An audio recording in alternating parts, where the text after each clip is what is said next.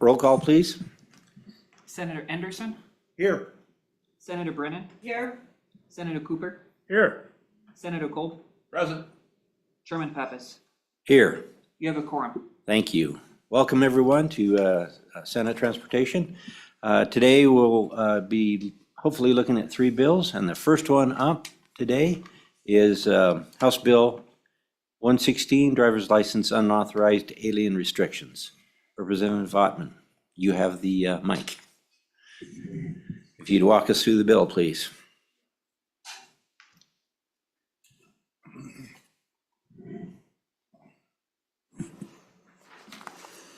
Good morning, Mr. Chairman and committee.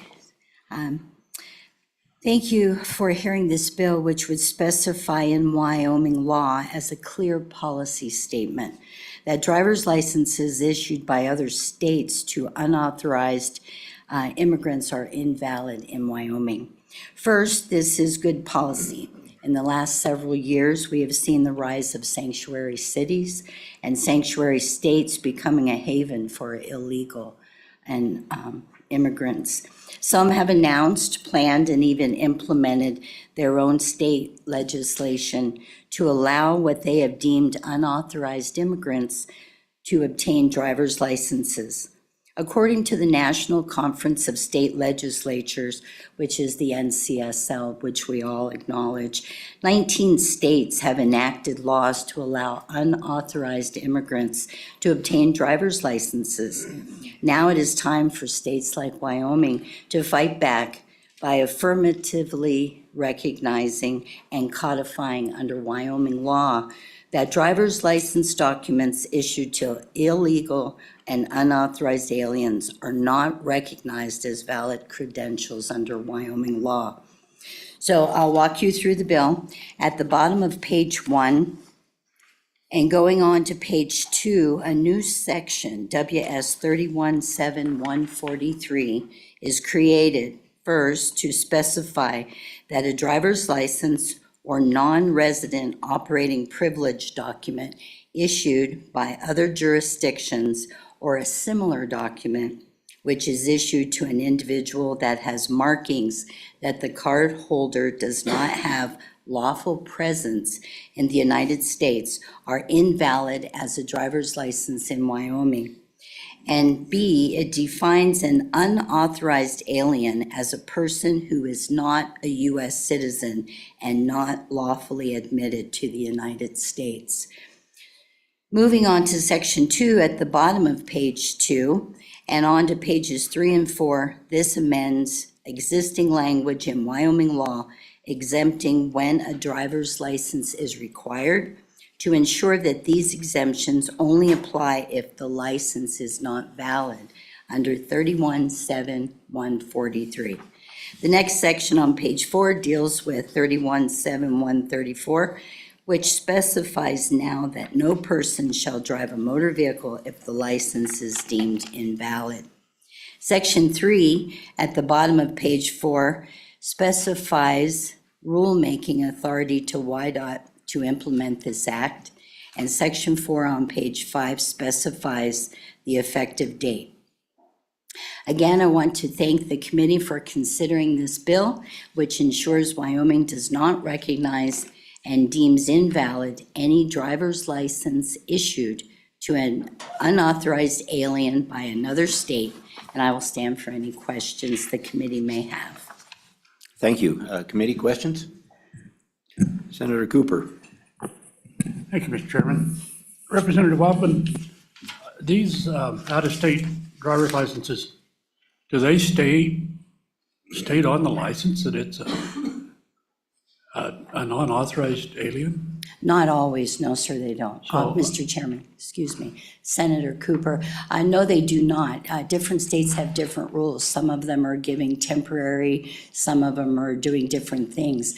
And here in Wyoming, not every state requires that you must be a U.S. citizen. When we go in, we have to show a birth certificate or a passport. We have to show any marriage licenses, divorce decrees, and all of those things.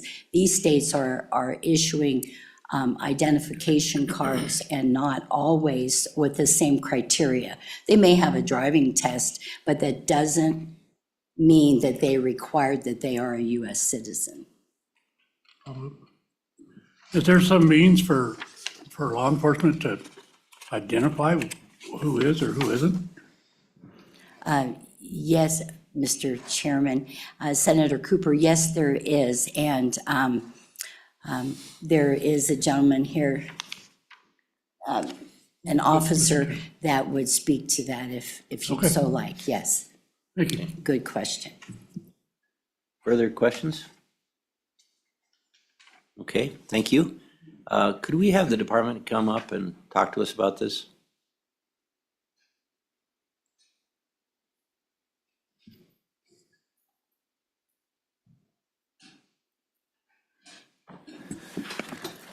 Morning. Good morning, Mr. Chairman, members of the committee. My name is Misty Zimmerman. I'm the program manager for Wyoming Driver Services. Representative Ottman is correct. Wyoming would not issue this type of credential. We would require proof of identity, proof of legal status, and proof of Wyoming residency in order to issue these driver's licenses. Oftentimes, Senator Cooper, you are correct. Not all states mark these driver's licenses with any identifiable marking or statement. You will occasionally see the words driver privilege on those driver's licenses. But again, there's no standard set for this by the American Association of Motor Vehicle Administrators, or AMVA. And so oftentimes it would be difficult for law enforcement to determine these individuals from any other person that was issued under our requirements. Every jurisdiction, every state is different on what requirements are out there. But again, Wyoming only issues Real ID compliant cards, which would require proof of legal and lawful status and identity. One other thing of consideration is a foreign driver's license. So oftentimes people come to the United States for different reasons, vacations, family members, visits, those types of things. There's no requirement for those individuals to obtain a US driver's license, and obviously a lot of them couldn't because they couldn't provide that residency requirement that's required by the states. Oftentimes those drivers are on the roads and would only have the international driver's license, which is the interpretation of their foreign license so that they would be able to drive on these roads. Other than that, I would stand for any questions that the committee may have. I do have a question. So if someone is here under an international driver's license, this bill wouldn't affect that, or would it? Chairman Pappas, as it's written, it's very unclear. They would have to also provide, if they had that document, they would also have to provide documents that showed they were here legally. But as it's written, it would apply to them without that additional proof. So if you stopped, maybe this should go to the Highway Patrol. If someone was stopped with an international driver's license for a traffic violation or whatever, what would you do? Would you have to make them prove that they were here legally? Maybe a passport with a stamp on it, or what would you do? Good morning, Chairman Pappas. This is Casey Ramsey, Wyoming Highway Patrol. Normally, we'd run those checks. We'd ask if they have a passport. We could do that, but we can run them through our dispatch to check and see what their status is here in the United States as well. Okay. Committee, any further questions? Senator Kolb. Yeah, thank you, Mr. Chairman. It's my understanding, and I've traveled abroad, that you bring your documentation when you get legally entered the country. You bring your passport with you if you're in a foreign country. I mean, I don't have an international driver's license, but I just assume people would almost always carry that with them. I mean, what is your experience? Have you had, Trooper, have you had experience with pulling folks over that having an international driver's license and then having to, I don't know what currently the protocol is for finding out they have an international driver's license or not? Could you help me out with that? Thank you. Chairman Pappas, Senator Combs. Normally, they do have documentation with them, a passport or something to indicate why they're here. And through a little bit of research through our dispatch, we're able to figure that out fairly easily. It takes a little bit of time. If they don't have that, I mean, we can choose to write them a citation for invalid driver's license. That's up to our discretion to do so. I will tell you that in my experience, if I don't have all the documentation there, I'm not necessarily going to write them a citation. Does that answer the question for you? I do, you know, I go to Europe a lot and I frequently drive over there and so, you know, I could see the tables reversed here, so I wouldn't want to see. In fact, I did have if you recall the gentleman that came from Greece that gave us that, he drove while he was here on his international driver's license and he had his passport, so, I think that probably this bill wouldn't affect them. And I do have another question. Since all our driver's licenses are really authorized under an interstate compact that I think all 50 states and 4 territories abide by, how does this affect our, you know, our status in the compact? Chairman Pappas, right now, we're not 100% sure of what that effect is. 317201 Romanet B double I does say that our state will accept driver's licenses issued by another jurisdiction. So right now, obviously, this is a new thing here, and there's not a lot of information on the impact that this may have. But essentially, it is a possible effect long-term for Wyoming and the driver's license compact. So possibly if we do allow this to happen, we would violate the compact and then what would happen? Chairman Pappas, at this time that we're not exactly sure what the implications of that would be, but the compact is very clear that we will honor driver's licenses issued by other members of the compact. But the compact has no language about most compacts require a lot of uniformity, but it mentions nothing about residency or legal being in the country legally.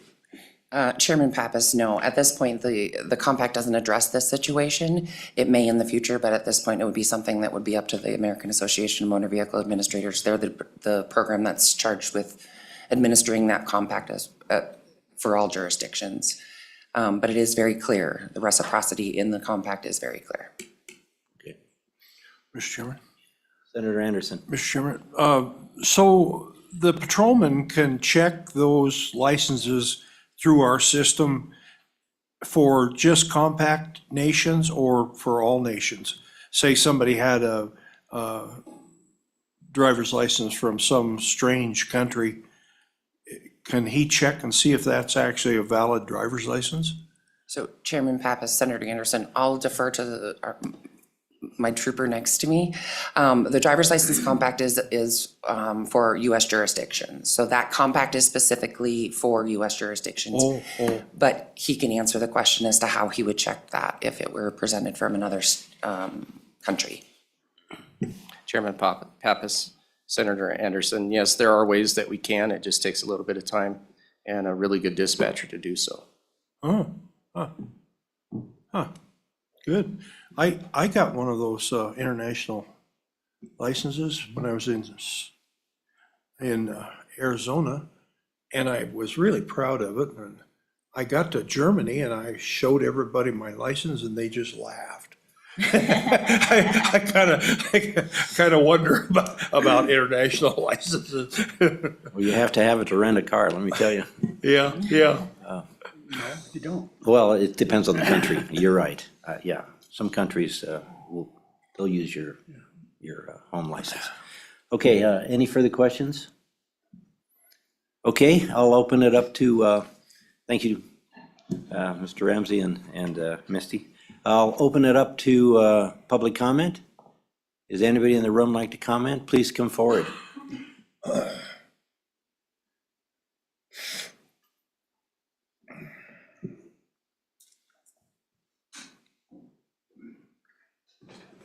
Good morning, Mr. Chairman. My name is Kathy Russell. I'm here on behalf of the Wyoming Republican Party. We would stand in support of this bill for the reason that it would begin to address some of the issues that have become apparent in election integrity issues. And not only that, but in safety issues on the highways. We do know that various states have different qualifications and conditions for the issuance of a license that can impede on safety issues, for one thing, and verification of residence or citizenship in other cases. The testimony that was just given previously by the trooper is reassuring in that they have ways to check on these things. We would ask that you seriously consider this. It sounds like there needs to be an adjustment to the 201, the section 201, but I would think that the compact could not impact the right of a state to protect their citizens in a way that they deem fit. I drive I-80 a lot, and I have to question the conditions under which some of those drivers have gotten their licenses, because we're seeing a lot of things that look like a Russian dash cam, if you've ever seen those. So we would ask that you consider this, and if there are adjustments that need to be made to not get crossways with the compact, or that needs clarification in the compact, that you do that. Thank you. Thank you. Committee questions for Ms. Russell? Senator Kolb. Yeah, thank you, Mr. Chairman. Ms. Russell, you mentioned 201. Could you elaborate on some changes you thought were necessary? Thank you, Mr. Chairman. Mr. Chairman, I believe it was referenced in the previous testimony. There was a testimony from, I believe it was an attorney, the lady here who spoke just previously, mentioned that as in this chapter. I believe that's what she was referencing. So it was coming from the previous testimony, if I got it correctly. Okay. Any further questions? Thank you, Ms. Russell. I've got a question. Oh, you got a question? Senator Brennan. Yeah, I just, for clarification, you mentioned election integrity. Can somebody vote in the state of Wyoming with a non-Wyoming driver's license? Mr. Chairman, my understanding is that a non-Wyoming license is considered evidence of eligibility to get a Wyoming license. In that respect, it could be related to election integrity to prove citizenship. So there is some question about that, about how that's handled at the DMV, but I have had, as the executive director, taking calls for the state party office, I've had people call concerned about that.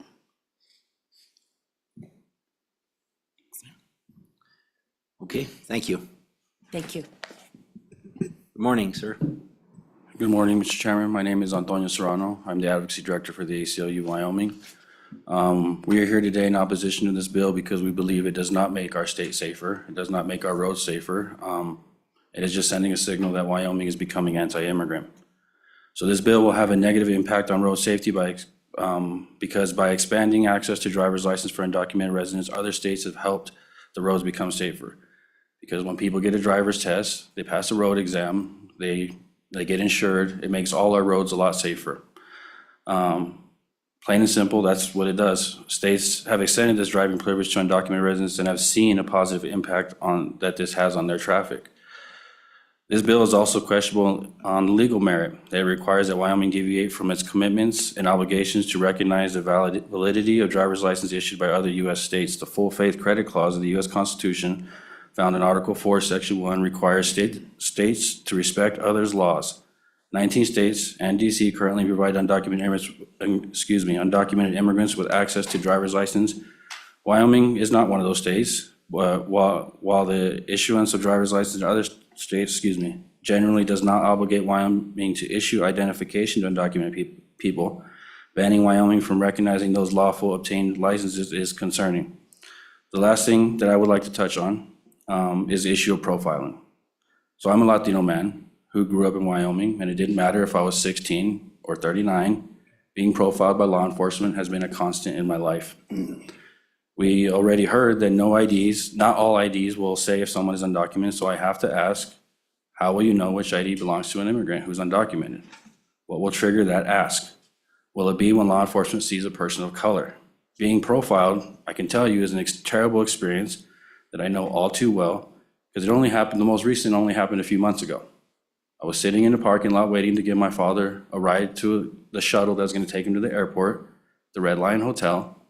Suddenly, 3 sheriffs, 3 PDs surround my vehicle, spotlight me, hands on their guns, yelling, demanding at me, not even approaching me and just talking to me. They searched my vehicle without my consent, and they did not release me until the person who called the cops on me said that he made a mistake. This is what this is gonna lead to. So we can talk about integrity all day, but my experience and the experience of hundreds of BIPOC people that I work with across the state says that this bill will lead to more profiling. So for all these reasons, we ask you, please vote no on this bill. Thank you for your time. I stand for any questions. Thank you, Mr. Serrano. Questions? Senator Kolb. Yeah, thank you, Mr. Chairman. I'd like to talk about this anti-immigrant statement that you had come up with. And to be clear, Wyoming is anti-illegal immigrants. Committed a crime coming in the country without documentation. That's what I think this is about. It isn't about welcome all immigrants. My wife's an immigrant who's a naturalized citizen.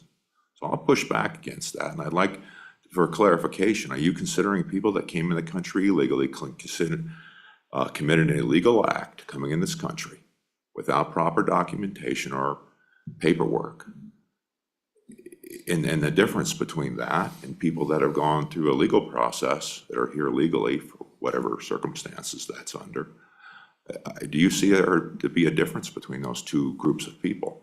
The ones that came in without documentation that are here, broke the law, and the ones that came in who didn't break the law.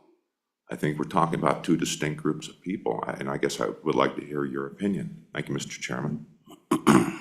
Mr. Chairman, Senator Cole, proximity to immigrants and people of color does not mean you get to speak for us. If you're not part of our community and you don't know how we see these bills, then you can't say that how we perceive them. I work with hundreds of immigrants, a bunch of coalitions across the state, and I can tell you that the way that these bills are received by immigrants is that our state is becoming anti-immigrant. You can disagree with that all you want, but that's how immigrants see that. On the question of legal versus illegal, I see that there is a lot of context that is not talked about in these situations. There are so many people who have overstayed visas, which is not the same as crossing the border.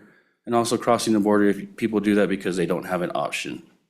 Generally, the people who did it the right way had a lot of financial support, had a lot of access to attorneys who most people don't have. People spend about $10,000 getting the legal way done, which is not always feasible when people are struggling to put food on their table and they can't do it. And I know what it's like to struggle to put food on my table, and I know I slaved away and did what I can to provide my family. So I don't judge or fault anybody for making a decision they have to make to survive.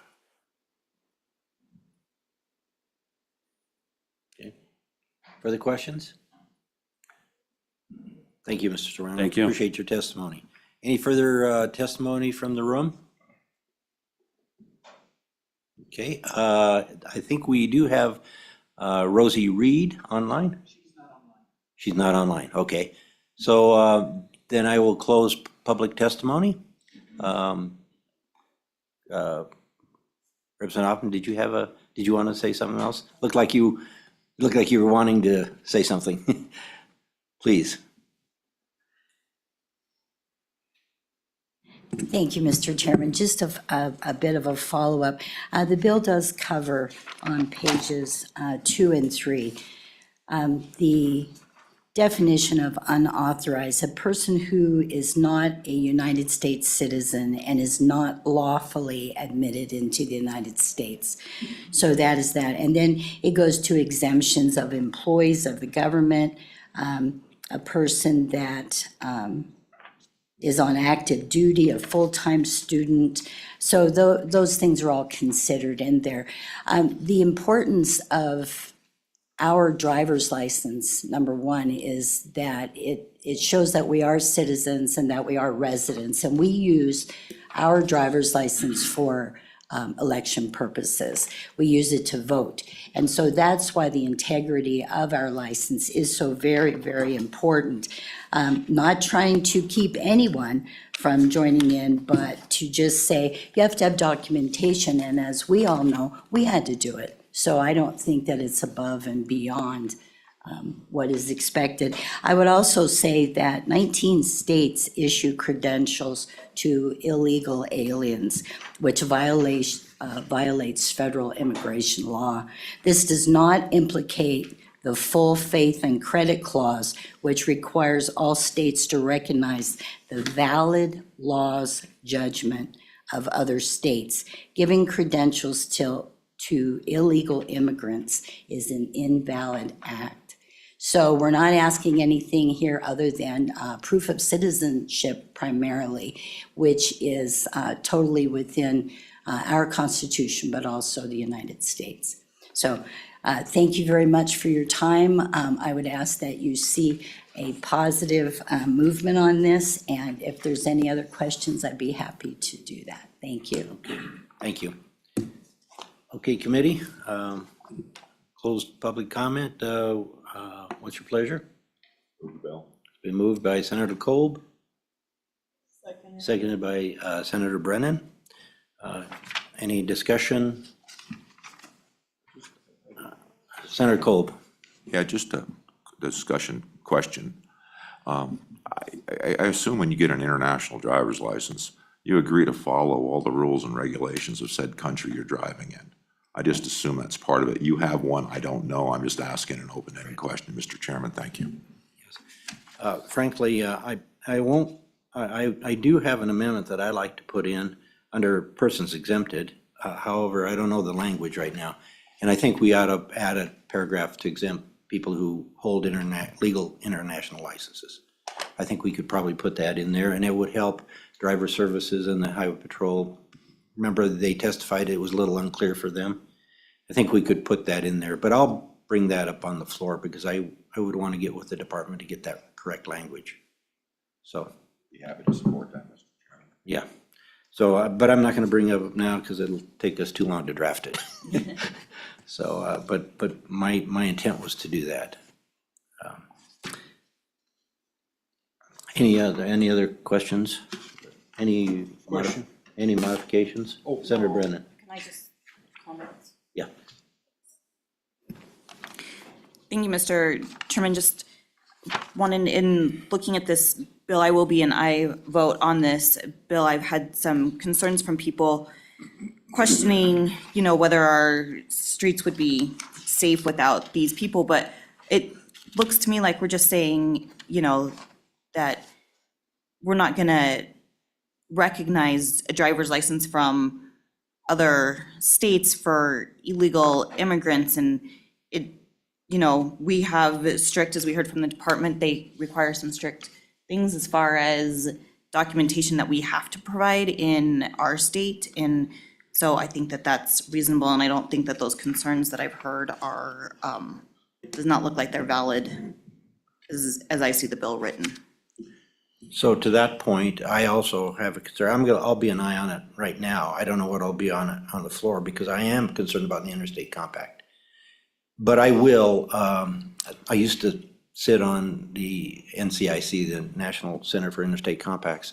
And so I will contact Mr. Rick Masters, who's the lead attorney at ICE, and see how it's going to affect Wyoming's status in the compact. That may or may not. And if it doesn't affect it, then I think I'm good. But if it does affect it, or maybe there's language that still needs to go in here that might be able to resolve our issues with the compact. I don't know, but I will contact Mr. Masters back in DC and see what he says about it. Mr. Chairman, Senator Cooper. I'm going to be a no on this bill for the same reason. I have no issue with what we're trying to do here whatsoever, more or less agree with it. But the danger to our compact is, until we have a real clear answer on that, I think this bill is premature. Okay. All right, let's have a vote. Oh, Senator Kolb, you had a question? I was ready for. Oh, okay. Roll call. Sorry, Mr. Chairman, I had my finger on the trigger there. That's good.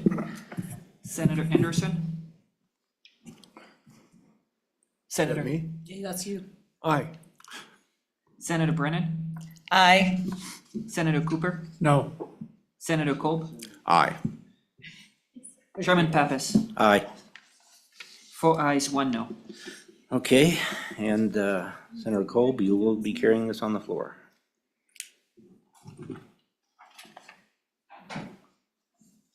Okay, thank you. Appreciate it. Mr. Chairman,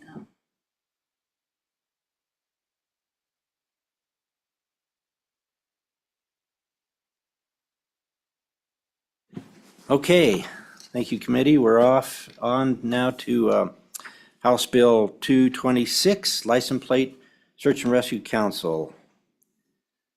Representative Campbell, welcome. Glad to have you here in Senate Transportation. Good morning, Mr. Chair, honorable senators of the committee. I think this is going to be a little easier bill than that last one. Basically, what House Bill 226 is doing is it's another license plate bill designed to raise money for the Wyoming Search and Rescue Council. It is specifically a fundraiser. It's not a vanity plate type thing. It is a fundraiser. The search and rescue is active in all 23 counties. The biggest cost that they've been having is fuel and helicopters, to be very specific. With the Wyoming Search and Rescue, these folks use their own equipment, their own time, for most of these adventures, I guess you'd call them, because they're out in the worst of weather using their own stuff. And through Homeland Security, they do get reimbursed when, they break something or everything. But they stressed over and over again, the 11 sheriffs that I've been in contact with this, that it's helicopters and fuel that is the biggest expense for them. And so that's pretty much the nuts and the bolts of this. This follows all the other wording to align it with all the other statutes and fundraising plates like that. And if you have any questions, I would stand for questions. Committee, Senator Kolb. Yeah, thank you, Mr. Chairman. Just a question on how will the funds be allocated? I mean, we have lots of counties and lots of search and rescue folks, so just you get $100,000 in there and say someone has $1 million, issue with helicopters. How or who decides on the allocation of the money? Thank you, Mr. Chairman. Representative Campbell. Thank you, Mr. Chairman. Thank you, Senator Kolb. Basically, this is all through emergency management. Everything is run through emergency management. Department of Homeland Security, most specifically. The Search and Rescue Council has $450,000 that is allocated to it at all times. And this is to supplement that, because they stressed to me that they're only one big search from being broke. It doesn't take much to blow through that with fuel and helicopter expenses. I've heard $8,000 a day. Does that answer your question, Senator, or am I missing point? Senator Kolb. Yeah, thank you, Mr. Chairman. Well, I guess it sounds like the short answer is you're not sure on how they actually do it internally. That was my question. I don't know how they do it either. That's what I was asking, but thank you for your attempt to try to answer it. Thank you. And how does this relate to the Civil Air Patrol search and rescue missions? It does not. This is just the Wyoming Search and Rescue Council.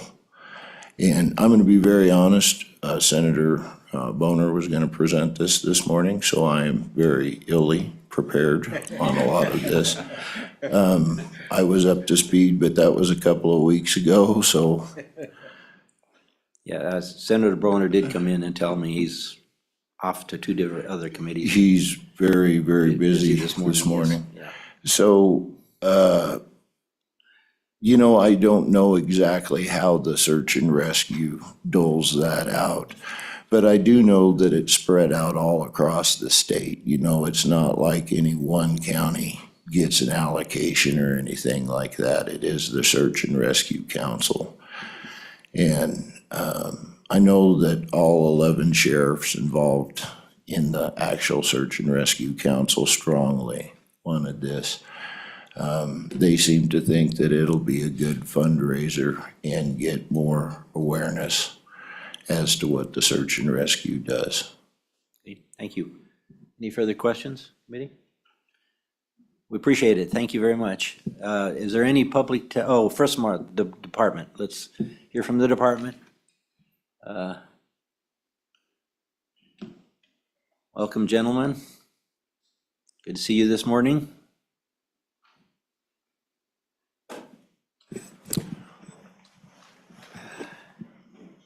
Thank you, Chairman Pappas. Taylor Rossetti, Deputy Director for WYDOT. I'll speak to the kind of the nuts and bolts of the license plate side of this, and I believe that Mr. Nykoon and the sheriff here can probably answer some of those questions that Senator Kolb had about the actual fund itself. The license plate bill itself is modeled very similar to the wildlife conservation plate.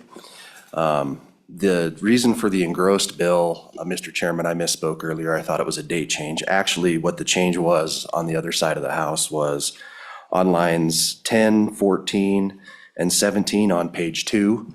Those fees were adjusted from, on line 10, from 100 to 150, line 14 from 25 to 50, and on line 17 from 100 to 150. So that actually does mirror exactly with the wildlife conservation plate. I think the general feeling was if people are interested, that's not going to scare them away. So I think it just helps generate a little bit more money.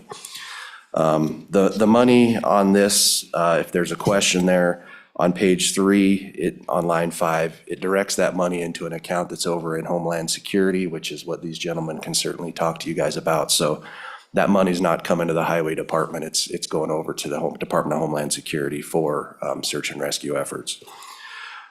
2 things that I would bring to the committee's attention here related to license plate bills specific to this legislative session. We do have work on Senate File 149, which is the chairman's bill on the wildlife conservation plate. We did make some changes in that bill. The change that we made in that bill, if you were to make a conforming amendment in this bill, would be there on page 2, line 3. After the department, you would put or county treasurer, if that were an amendment that the committee would like to take on. Again, what that does is if this plate's sitting on the wall when you go register your vehicle and you decide, hey, that's the one I want, it would allow you to purchase it on site there at the county office rather than having to apply to the department. Again, I don't have a preference. It's just whether or not this committee would want to take that on. Additionally, on page 2 there is a bill that is trying to broaden the use of license plates on multi-purpose vehicles. If this committee were to want to take that on, the appropriate conforming amendment would also be there on page 2, line 5. And I think all you'd need to do is strike after the word vehicle or multiple purpose vehicle. So it would basically read that the plates are available for everything that's not a commercial vehicle. And with that, I'd certainly answer any questions you may have. Thank you, Mr. Rossetti. Those are both good catches. I appreciate that. Committee, any questions for Mr. Rossetti? Thank you. Mr. Chairman. Oh, Senator Anderson, please. Mr. Chairman, why eliminate multi-purpose vehicle?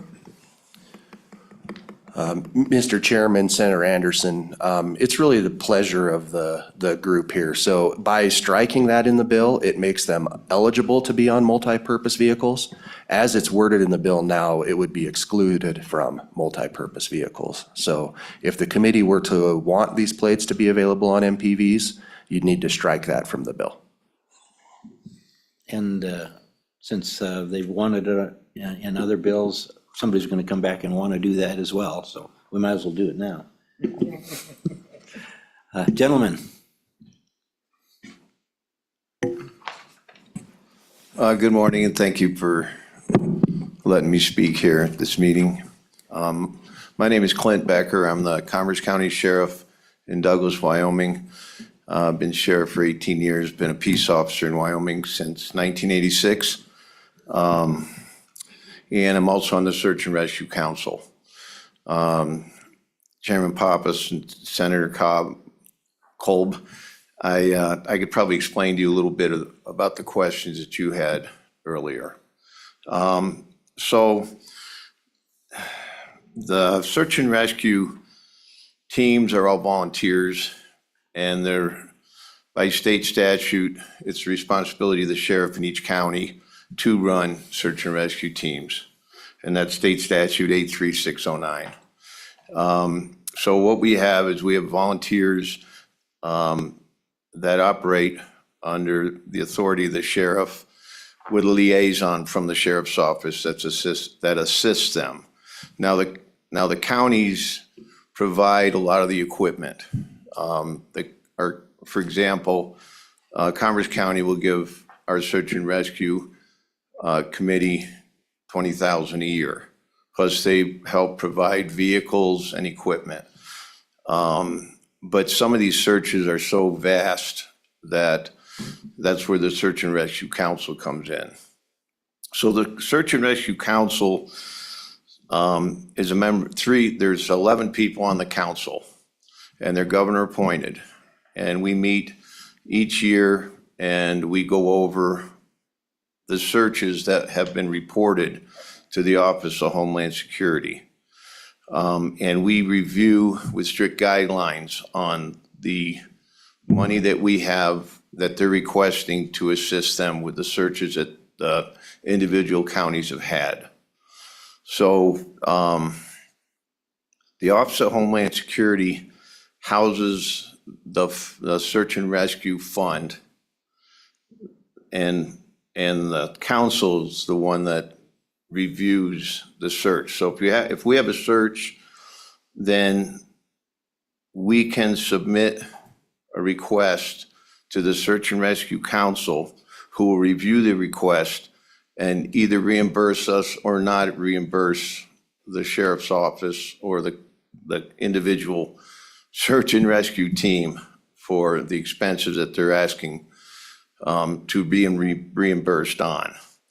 So a lot of the search and rescue individuals that are volunteers will use their own equipment, and the things that are available for us to be reimbursed on is damaged equipment. So if we are on a search, we have to be on a search, and we damage equipment on that search, the Search and Rescue Council can reimburse us for the damage.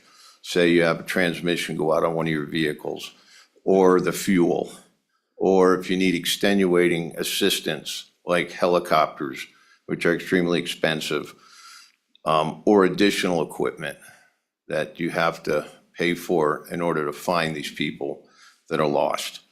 So that's basically, but there are strict guidelines to the Search and Rescue Council that the reimbursements have to go through in order to be reimbursed from the Search and Rescue Fund. Is there any questions on that, or did I explain it well enough? Thank you, Mr. Becker. Questions for Mr. Becker? Sounds like you explained it well enough. Okay. Thank you very much. I would like that also, Senator, Sure. or Chairman, I'm sorry, and Senators, that we have the full support from the Wyoming Sheriff's Association and also the Governor's Search and Rescue Council to go ahead with this. And I want to make sure I didn't miss anything. One of the reasons we're looking for additional funding is our funding is done strictly by donations. So when you see the hunting licenses with the donation for search and rescue, that goes into the Search and Rescue Council Fund, and also some ATV sticker funds, et cetera. Since 2020, our donation funds have gone down between 2020 and 2024, our donations have gone down approximately $117,000, and that's an annual. So I think in 2020, they brought in approximately $368,000, and in 2024, we brought in approximately $250,000 in donations. So this would boost the search and rescue fund. And the way I understand it at the moment is when somebody donates $150 to get the license plate, $30 of that goes to the manufacturer of the plate, and the remaining amount goes into the search and rescue fund. And that search and rescue fund is very strict. It can't be used for anything other than the guidelines that's available for it through the search and rescue and Office of Homeland Security. Okay. Thank you. Thank you. Mr. Chair and members of the committee, my name is George Niken. I'm the Deputy Director over at the Office of Homeland Security. So we are in support of this bill. There's no fiscal impact to our office. I do want to share some numbers with you guys on search and rescue operations throughout the state since 2022 and how it's transpired to more out-of-state residents than in-state residents. So in 2022, we had 266 in-state residents and 253 out-of-state residents. In 2023, we had 311 in-state and 273. Now, this is where it changes. In 2024, we had 225 in-state rescues and 278 out-of-state rescues. In 2025, as of today, we've had 35 out-of-state and 15 in-state. So again, these funds are mainly donated by in-state residents. So that's what we're seeing, but we're seeing a shift in the rescues. Again, I think this plate is a great idea because it provides awareness to search and rescue and the importance of search and rescue throughout the state. So I'll stand for any questions you might have. Thank you. Thank you, Mr. Niken. Senator Kolb. Thank you, Mr. Chairman.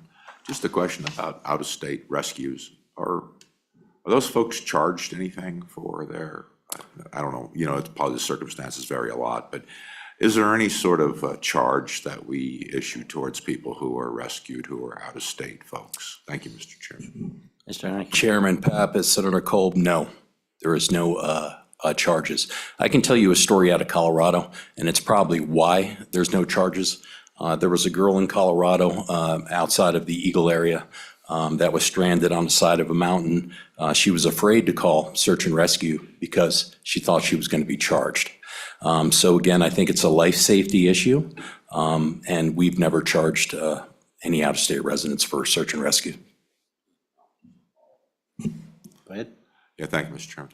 Yeah, I think the issue is that we here contribute to the fund in the state of Wyoming, and now we want to try to do this for the state of Wyoming.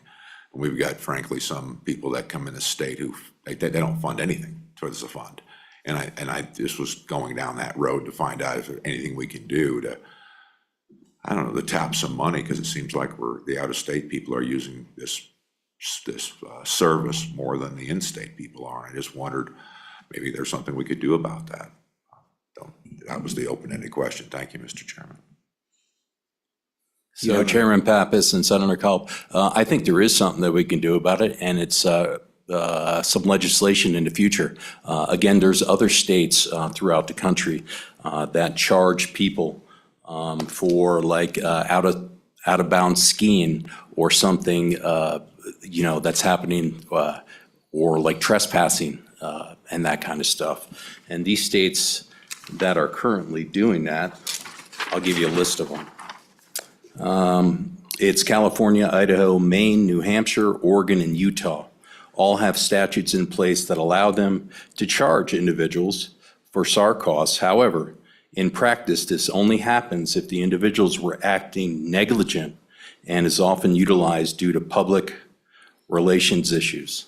So they are the states that are currently doing it, and I don't think it's a bad idea. I suppose, Senator Kolb, most people come here to recreate, and that's where they get in trouble. They're either hunting or fishing or hiking or, certainly you could probably put some kind of a fee on each permit, a license, fishing license. Right now, search and rescue is a voluntary donation, but I suppose you could put on a mandatory, you know, few cents on each one to do that. That Yeah, de minimis fee, but. A de minimis fee, I agree. It just seems like it's a growing problem. And it seems like we don't get ahead of it. Our own search and rescue folks are going to be tapped out when it comes to their fiscal resources. And it's a problem. And I just wondered if we could do a better job trying to resolve the problem. Thank you. I think we probably could, not through this bill. This bill is intended just for our local license plate folks to donate, so. Mr. Chairman? Senator Anderson. Mr. Chairman, the previous speaker talked about other states doing things, but those things they're doing won't catch the out-of-state guys. It catches everybody, I think. So that's not a solution for us for our out-of-state issues. Chairman Pappas, Senator Anderson, no. Okay. Questions, further questions? Thank you, gentlemen. Is there anyone else in the room that would like to speak to this? Oh, yes, Mr. Becker, do you have another comment? Yes, Chairman Pappas. So what we've started to realize, especially over in Teton County, is that a lot of these people that are being rescued are attending, they're going through commercial businesses, like renting snowmobiles, skiing, hunting. Maybe they have an outfitter, something like that are being rescued quite often. One other thing to consider is, if I can tell you, when I finally get to some people that have cost us a lot of time and energy when they knew the weather was going to be bad, but they decided to go up on the mountain anyways, that I'm not really happy. I have to calm myself down. But, you know, the biggest issue for us is, if there is something that you come up with to charge these out-of-state people, that's something that would have to be beyond us. Because we can't rescue somebody from another state and then go after them if they don't pay the fee that we impose on them. And some of these fees can be extraordinarily high. So a normal person probably wouldn't even be able to pay them. So that's just something for consideration, in that we're just looking for more money to be put into the council fund to assist with the searches that we do now. Thank you. Thank you. I don't think we could ever charge anybody after the fact, as the lady got stranded in Colorado. I mean, we would never want to do that, so. Thank you. Any further testimony in the room? Okay, I believe we have a Rich Kaumo. Did I pronounce that right? Kaumo? Close. Good morning, Chairman and Committee. My name is Rich Como. I am here to speak on the behalf of the Search and Rescue Council as well. Just a couple of points that I'll bring up and address a little bit further than the other people that just previously spoke. Somebody brought up the question about Civil Air Patrol, and we do utilize, counties are able to utilize the Civil Air Patrol. Again, they got to go through the appropriate process to activate the Civil Air Patrol. It can be a lengthy process at time. There are counties that already have either a contracted helicopter or their own helicopter as well. Civil Air Patrol is a valid resource for those that don't have those resources already in place. But again, it is a lengthy process, and it depends on the capability, whether, just like you would any other flight operation. couple things is the different regions in the state of Wyoming. As you guys are fully aware, Wyoming is a very diverse region of the United States. We got mountains, we got plains, we got waters. Search and rescue ties into all those different factions. You get in the northwest corner of the Wyoming, you got obviously the higher mountain ranges. Those generally are our more expensive search and rescue operations because of the diverse terrain that's there, and the impact of tourism, out-of-staters and recreationalists that do go into those beautiful mountains. And so those alone we are seeing on the council as our highest area of financial costs, you guess, if you will, with the operations of search and rescue. Someone brought out the out-of-staters. I'm down in the southwest part of Wyoming. We have the I-80 corridor that runs right through. Knock on wood, this winter, we've been pretty generous with the white stuff that falls from the sky. In the past, though, I-80, as you guys are fully aware, it does shut down quite often in the winter time. Wonderful Google Maps and Apple Maps takes our out-of-staters down the backcountry roads in the middle of the snowstorms, and they get stuck. And what happens, they panic, they're not prepared to sit in their vehicles and wait and whatnot. And so search and rescue gets called out to go rescue these individuals. And I don't have the numbers off the top of my head, but it's a very high percentage that those are out-of-staters. Talking about fees and stuff, I agree with Deputy Director Niken about the possible legislation in the future of something to do with if somebody is negligent or breaking the law. And one of the things that we work and down here on the southwest side is the individuals that run the road closure gates or try to go around them, that there is the legal impact of running those road closure gates. Not saying the SAR Council gets any of that money back, but hopefully it's a deterrent from that of unnecessary expenditures. I do support the amendment of the MVP plate. I think that is the reason why I support that is because, let's face it, a lot of individuals are out on their recreational vehicles that may or may not, need search and rescue operations, but there's more and more you see start going out. Southwest Wyoming, we got the sand dunes and whatnot. That is a diverse terrain that requires specialty vehicles to go out. We're fortunate enough to have one down here that can pretty much go wherever it can put its tracks on the ground. It is an expensive vehicle to operate. However, it's a very life-saving vehicle for some individuals in those circumstances. Other than that, the three individuals that just previously spoke covered pretty much everything that I was going to address. I stand for questions.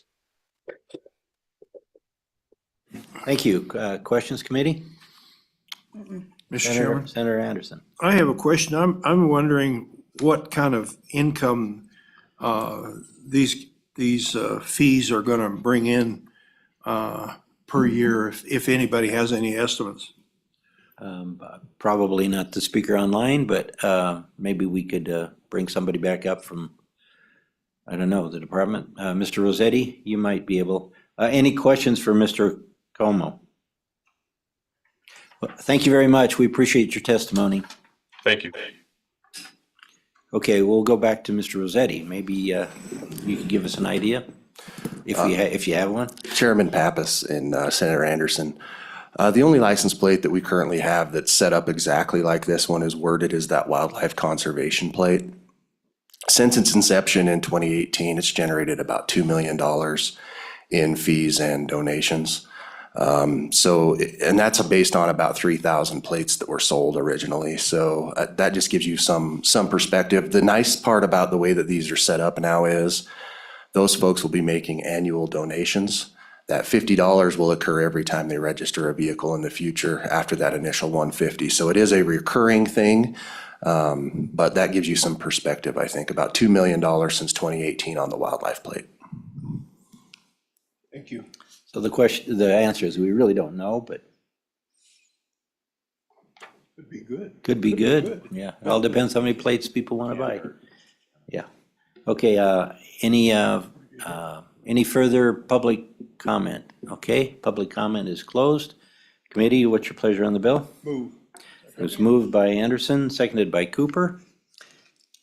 Okay, let's work the bill. I'm not gonna go page by page, but I think you heard that there might be a couple of changes on page 2. Anybody would, Senator Brennan, would you like to make them? Okay, I would move that on page 2, line 3, after department, we would add or county treasurer. And that on line 5, we would strike or multi-purpose vehicle. thank you. Any second? Second. Seconded by Senator Cooper. Any discussion on the amendment? Okay, all those in favor say aye. Aye. Those opposed? The amendment has passed. Back on the bill. Any further amendments?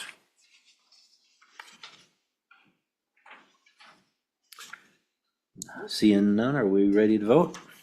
Okay, can we have a roll call, Pierre? Senator Anderson, Aye. Senator Brennan, Aye. Senator Cooper, Aye. Senator Kolb, Aye. Chairman Pappas. Aye. 5 ayes, 2 pass amended. Okay, we will have Senator Boner present us on the floor. Thank you, everyone who came to testify. Now, we are on our final bill for the day.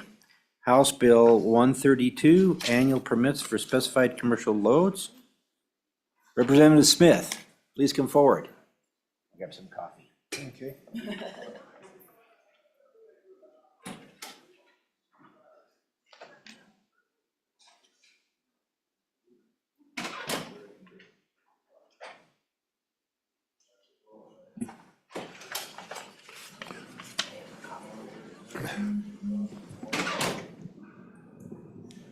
Okay, you have the floor. All righty, well, thank you, Mr. Chairman and committee. This morning I have before you House Bill number 132, and in essence, it is creating annual permits for specified commercial loads. If you look at page 2, Tell us your name. Representative Scott Smith, thank you, House District 5, Sorry. thank you. Chairman Pappas introduced me on the way up, so I thought that was sufficient, but thank you. If you look at page 2, that is the meat of the bill. Lines 1 through 16, section A, is more or less already in statute minus the underlined parts. And if you look at line 5, it is already relating to forest products, baled hay, and combine headers. And the committee across the hall, those products there were only available for a 90-day permit at $50. And so we increased that to also have a 1-year permit because people transport hay all year long. So oftentimes the agricultural stuff is seasonal, but hay gets transported all year round. And then line 18 is the bulk of the new portion. We create a new section, and it is annual permits, line 22, for prefabricated buildings, panels, and trusses. And so this will basically help the trucking industry be able to get an annual permit, and that one is on page 3, line 5, for about $400 annually. And the way it works, one of my constituents transports sheds, and on his trailer he can fit 3 different sheds, and he has to have multiple permits every time his load changes.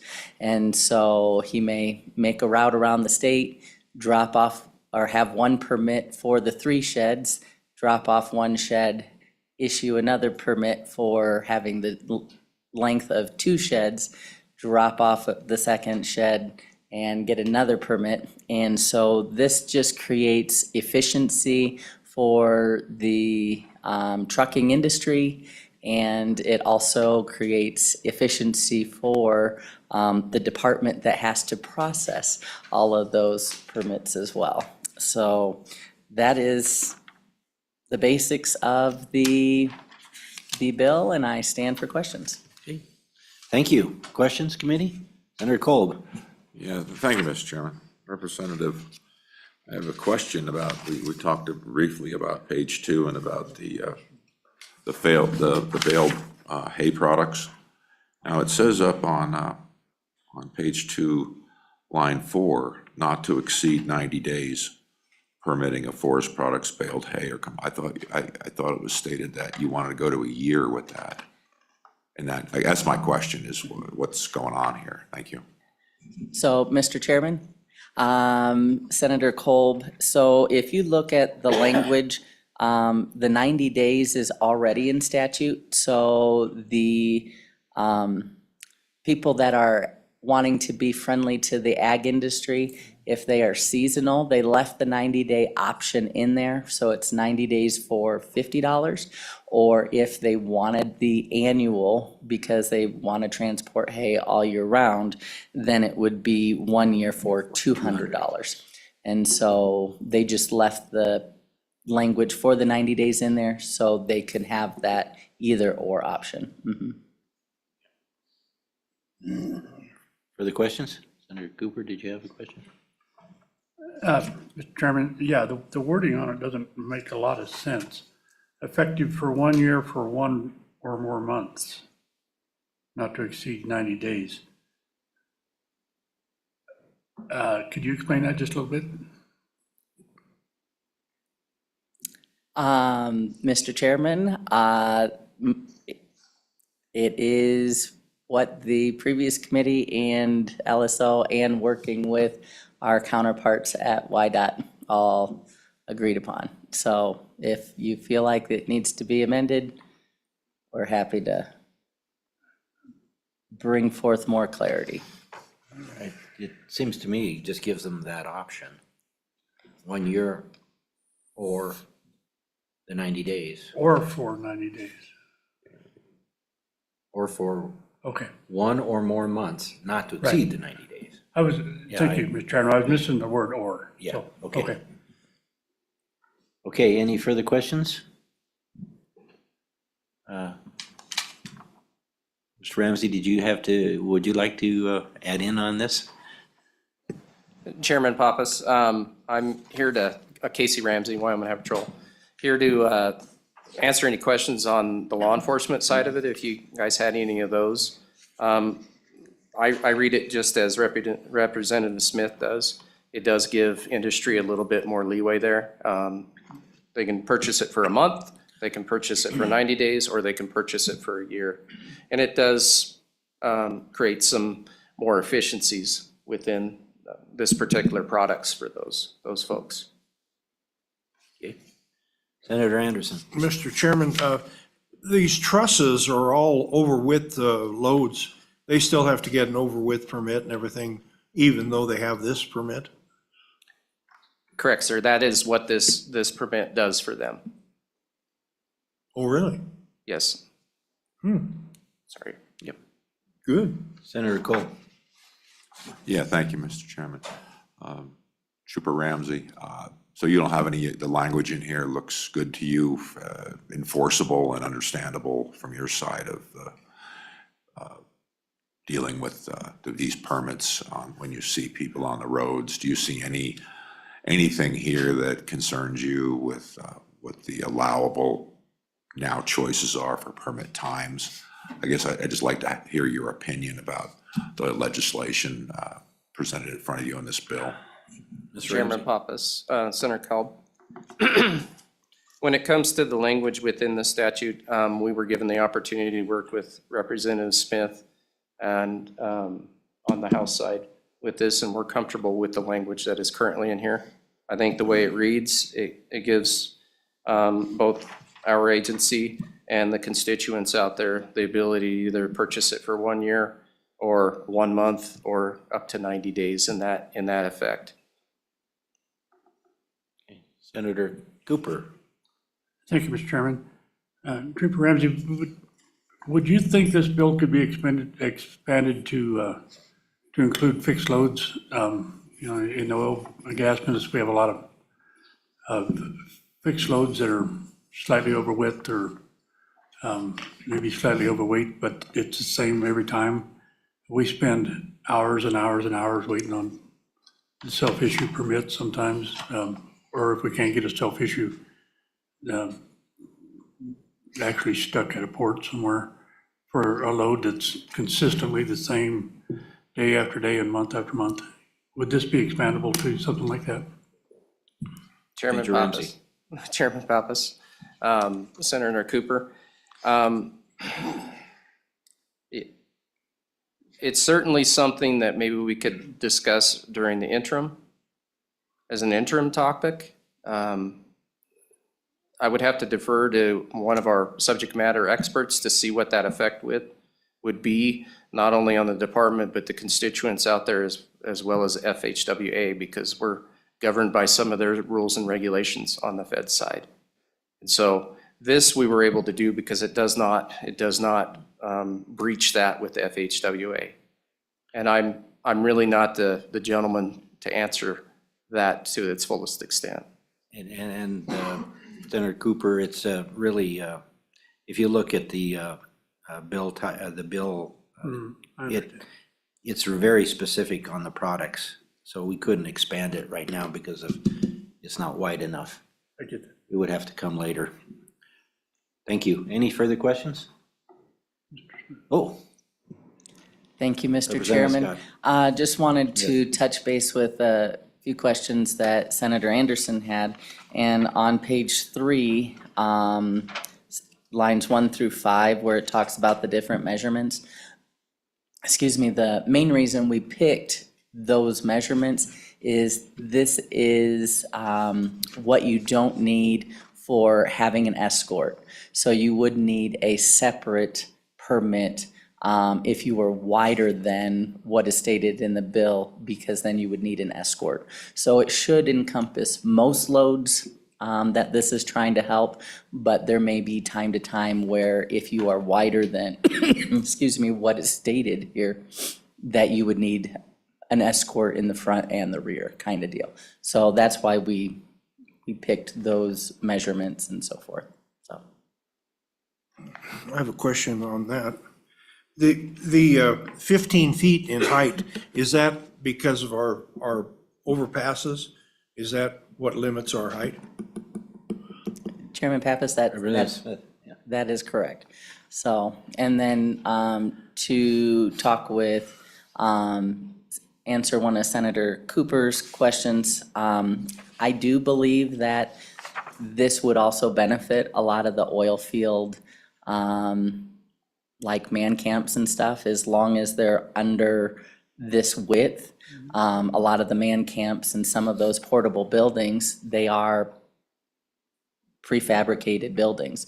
And so I do believe that this would help greatly the oil industry, but not necessarily every single load, so. okay. Committee, any further questions for Representative Smith or Major Ramsey? Okay, thank you, gentlemen. Any other public comment from the room? Hey, please come forward.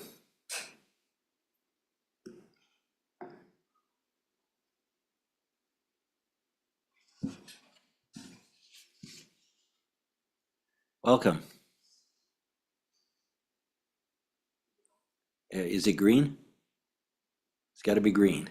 Hello, my name's Marcus Lonecker. I'm from Torrington. And Mr. Chairman and all of you as senators, I just want to say thank you for considering this bill. And also thank you to Mr. Scott and to the Wyoming Department of Transportation for all that they do for me personally. I've been transporting sheds for 12 years, portable buildings. The first 4 years of that was in Kentucky, and I was used to buying an annual permit. And when I moved to Wyoming in 2016, my wife and I started a family business there in Torrington of building portable buildings. And we worked with the Board of Entry there, and they've been very kind and workable with us. But Mr. Scott, Mr. Smith represented it very well. We permit each load, multiple loads per day at times, and this bill would be a great help to us on the field. But our first goal is to be safe, and like he mentioned, we personally, I transport up to 18 feet, and after that, it's special permits each load. But the requirements for escorting is at 14 feet. Anything exceeding that needs escorting. This bill would not cover those loads. This would just be the smaller loads that don't need escorting, which would, for me personally, would probably cover 60 to 70% of my work. It would definitely be a big help. But all the loads wider than that would need individual permitting, and we continue to work with the port there for whatever needs to be done. But I just want to say thank you for giving it consideration, and to each one who's involved with that. Okay. Thank you. Any questions from Mr. Loniger? Thank you, appreciate your Thank you. testimony. Any further testimony in the room? I see we have 2 unspecified people online. Anybody raising their hand? They're not here. They gave up on us. Okay.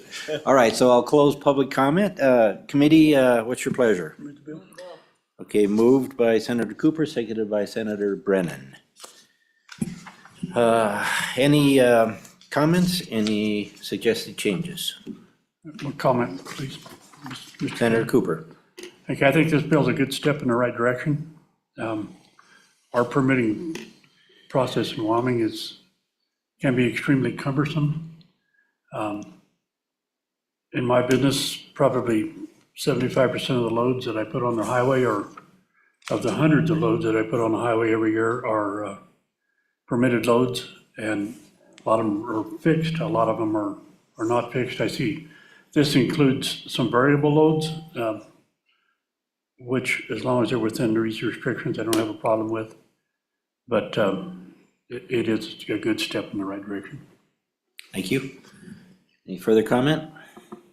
Amendments? Okay, let's have a roll call.